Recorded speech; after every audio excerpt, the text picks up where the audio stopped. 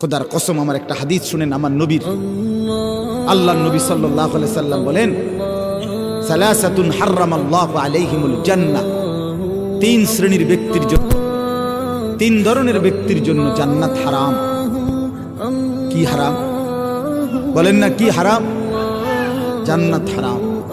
এক, মুদমিনু খামরিন, নবীজি বলেন মদখোর, মদ যে খায়, নেশাখোর, মদখোর, গাঁজাখোর, পুট্টাখোর, বাবাখোর, ডাইলখোর, এই হারামের জন্য জান্নাত হারাম।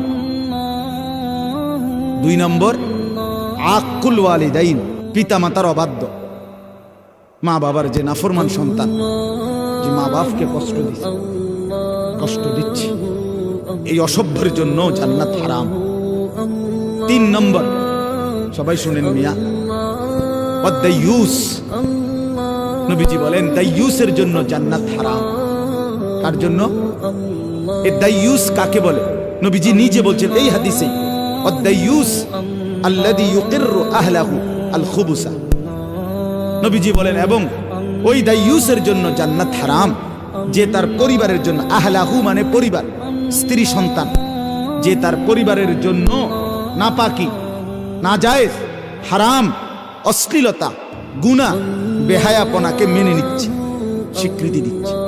খোদার কসম তাকে দাইয়ুস বলে, তার জন্য জান্নাত হারাম।